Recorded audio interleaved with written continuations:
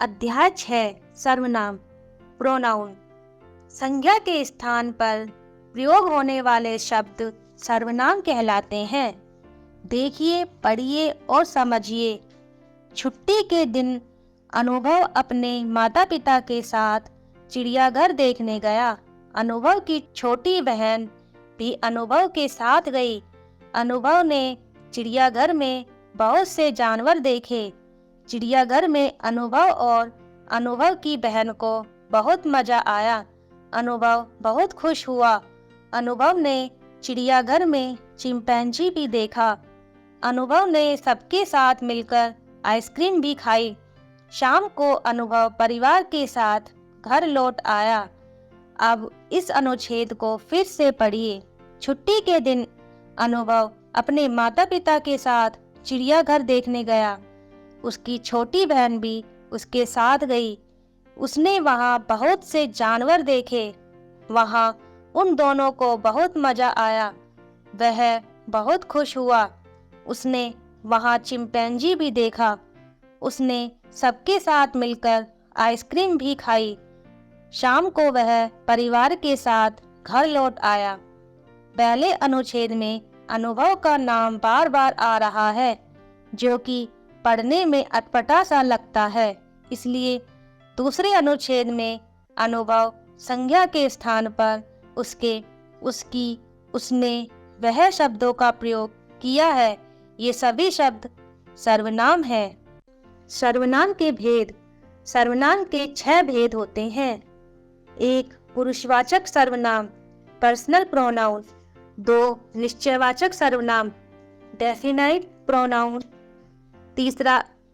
अनिश्चयवाचक सर्वनाम indefinite pronoun. 4. प्रश्नवाचक सर्वनाम इंटेरोगेटिव प्रोनाउन। 5. संबंधवाचक सर्वनाम रिलेटिव प्रोनाउन। 6. निजवाचक सर्वनाम रिफ्लेक्सिव प्रोनाउन। 1. पुरुषवाचक सर्वनाम। कुछ सर्वनाम ऐसे होते हैं जो बोलने वाले, सुनने वाले या अन्य किसी व्यक्ति के लिए प्रयोग में लाए जाते हैं। ऐसे सर्वनाम शब्दों को पुरुषवाचक सर्वनाम कहते हैं, जैसे मैं, हम, मुझे, तुम, तुम्हारा, आप, वह, वे, उसे, उनका आदि। तुम्हारा नाम क्या है? वे सब कहाँ है? हम कल मिलेंगे। 2. निश्चयवाचक सर्वनाम।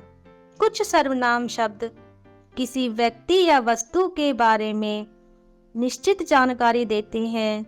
इन सर्वनाम शब्दों को निश्चयवाचक सर्वनाम कहते हैं, जैसे यह, वह, इस, उस आदि। यह मेरी गेंद है। हम उस पार्क में खेलेंगे। 3. अनिश्चयवाचक सर्वनाम। जिन सर्वनाम शब्दों से किसी अनिश्चित व्यक्ति या वस्तु का पता चलता है, उन सर्वनाम शब्दों को अनिश्चयवाचक सर्वनाम कहते हैं, जैसे कोई, कुछ आदि। आप रुकिए, मुझे कुछ खरीदना है। आपसे कोई बात करना चाहता है। 4. प्रश्नवाचक सर्वनाम। जिन सर्वनाम शब्दों का प्रयोग प्रश्न पूछने के लिए किया जाता है, वे प्रश्नवाचक सर्वनाम कहलाते हैं, जैसे कहाँ, कौन, क्या, किसने आदि। कौन आया था? तुम्हें किसने मारा? तुम क्या कर रहे हो? 5. संबंधवाचक सर्वनाम।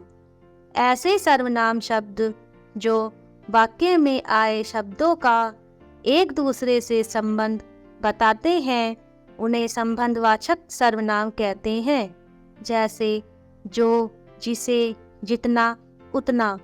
जितना गुड़ डालोगे उतना मीठा होगा। जो बोओगे सो काटोगे।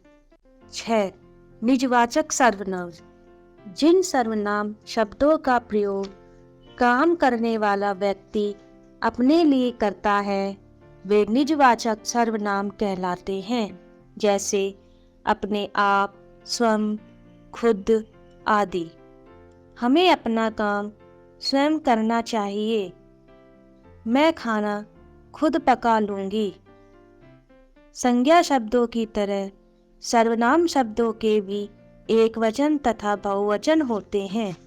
जैसे एक वचन मैं, बहुवचन हम, तू, तुम, यह, ये, वह, वे, जिसे, जिन्हें, उसे, उन्हें, उस, उन, इस, इन, उसका, उनका, किसे, किन्हें। किसी व्यक्ति को आदर देने के लिए हम आप, वे और ये का प्रयोग करते हैं। नीचे दिए गए वाक्यों को ध्यानपूर्वक पढ़िए व सर्वनामों का बहुवचन प्रयोग देखिए। 1. हम अपने शिक्षक के साथ जा रहे हैं। 2. जरा देखना वह किन्हें बुला रहा है। 3. क्या तुम खेलने चलोगे। 4. वे कक्षा में प्रथम आए हैं। 5. जिन्हें दूध पीना है वे ले ले। आओ महत्वपूर्ण बिंदुओं को दोहराएं। संज्ञा के स्थान पर प्रयोग होने वाले शब्द सर्वनाम कहलाते हैं। सर्वनाम के 6 भेद होते हैं। किसी व्यक्ति या वस्तु के बारे में निश्चित जानकारी देने वाले शब्दों को निश्चयवाचक सर्वनाम कहते हैं। संज्ञा शब्दों की तरह सर्वनाम शब्दों के भी एक वचन तथा बहुवचन होते हैं।